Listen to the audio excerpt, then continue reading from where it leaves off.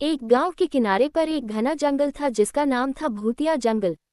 जंगल के अंदर का रास्ता इतना भयानक था कि सूरज की रोशनी भी वहां तक नहीं पहुंच पाती थी। गांव के लोग जंगल की कहानियों से डरते थे और जंगल की ओर जाने से बचते थे। कहा जाता था कि जंगल में एक बहुत पुरानी और जर्जर हवेली खड़ी थी, जिसमें एक राजा की आत्मा रहती थी। राजा अपनी मौत से कुछ ही दिन पहले आशीर्वाद प्राप्त करने के लिए उस हवेली में गया था, लेकिन वह वापस नहीं लौटा और उसकी आत्मा वहीं कैद हो गई। एक दिन गांव में एक साहसी युवक अर्जुन आया।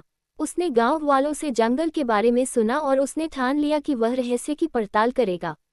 अर्जुन ने अपने कुछ साहसी दोस्तों को इकट्ठा किया और उन सभी ने मिलकर जंगल में प्रवेश किया। जंगल में प्रवेश करते ही उन्हें भयानक आवाजें सुनाई देने लगीं।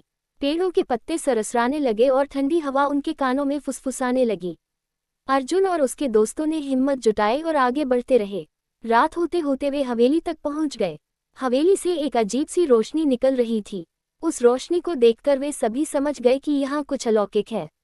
उन्होंने हवेली के अंदर कदम रखा और देखा कि हवेली के अंदर का दृश्य किसी रोशन महफिल की तरह था। हवेली के मध्य भाग में एक बड़ा हॉल था, जहाँ राजा की आत्मा को शांति पाने के लिए पूजा की जाती थी। अर्जुन ने देखा कि हॉल के बीच में एक पवित्र अग्नि जल रही थी और उसके चारों ओर अदृश्य ताकतें थीं।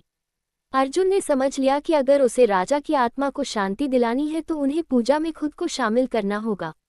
उसने और उसके दोस्तों ने जंगल के प्राकृतिक संसाधनों का उपयोग करके पूरी निष्ठा के साथ पूजा की। पूजा पूरी होने पर राजा की आत्मा प्रकट हुई और उसने अर्जुन और उसके दोस्तों को आशीर्वाद दिया। राजा की आत्मा मुक्त हुई और जैसे ही वह ऊपर आकाश की ओर बढ़ी, पूरे जंगल में एक अजीब सी शांति छा गई। गांव वाले जब ये दृश्य देखने के लिए जंगल की ओर दौड़े तो वे हैरान रह गए। उन्होंने देखा कि जंगल का अंधेरा नर्म हो गया था और पत्तियों की सरसराहट मानो किसी सुखद संगीत में बदल गई थी। अर्जुन और उसके दोस्तों के साहस और ज्ञान के कारण जंगल अब भूतिया नहीं रहा। लोगों ने उन्हें अपना हीरो माना और भूतिया जंगल अब एक पवित्र जंगल के रूप में जाना जाने लगा। कहानी से ये सीखने को मिलता है कि साहस और सच्चाई की राह पर चलने वालों का मार्ग ईश्वर हमेशा प्रशस्त करते हैं।